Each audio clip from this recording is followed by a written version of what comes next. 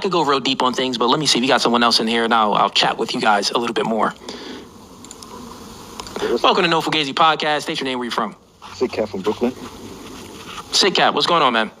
Nothing. So the young man from Egypt, I think he was trying to talk about men setting the standard. Regardless of the religion, if it's probably Hindu or Muslim, they set the standard. I could give you an example. Afghanistan. We went to war with Afghanistan, trying to do like a regime change. It seemed like it didn't work because, as you can see, the women over there, they cover from head to toe.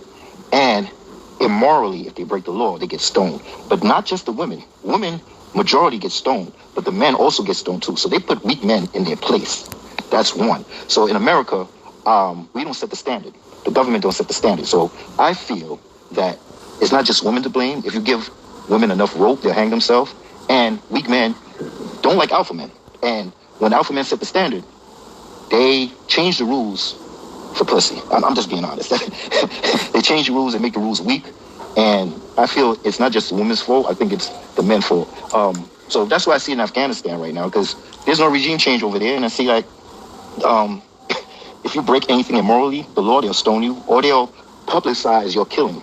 Yeah. So I get what you're saying. You're saying that there's consequences for your poor decisions in other countries based off of, culture, expectations and stuff like that. That makes sense. And over here in America, it's like the man experiences all the bad consequences, but the woman, there's like no consequences for the woman. Like, women can lie on men and just say that, oh, he hit me.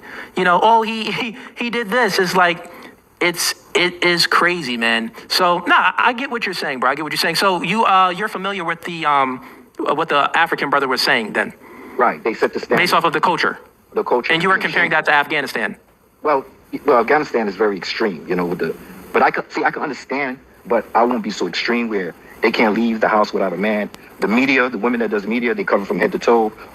Immoral laws that's broken from like adultery and stuff like that. They'll kill you. If you steal, they'll chop your fingers off.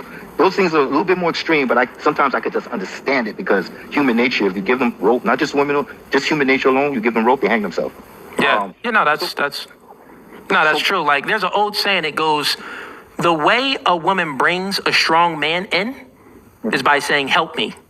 Right. The way a woman destroys a strong man or a powerful man is by saying, he hurt me. So it's like, when we created a society where, once again, there's not really any, consequences for the woman's poor decisions.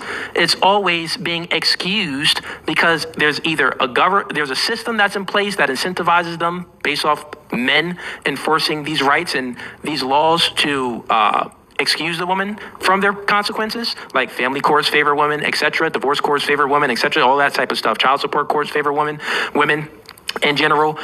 So women can just go ahead and act how they want without even like, and the thing is they know like, well, I could just go ahead and talk back to him crazy because if he hits me, he's going to jail.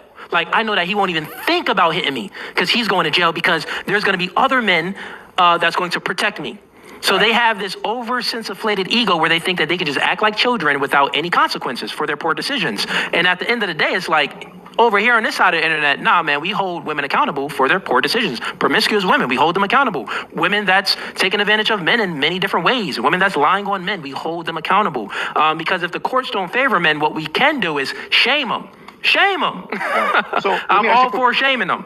So let me ask you a question. You ever seen Survivor? I saw an example of this. This had nothing to do with the law, but I saw an example of this where in Survivor, the men was versus the women, and the women was losing every competition, right?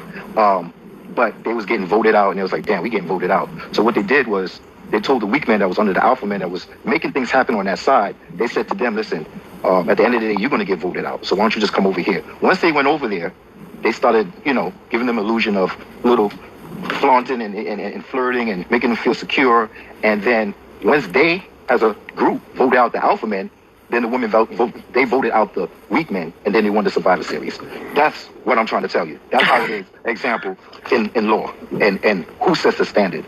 So my question to you, one question is, yeah, sure. What do you see relationships in America in the next 5 and 10 years?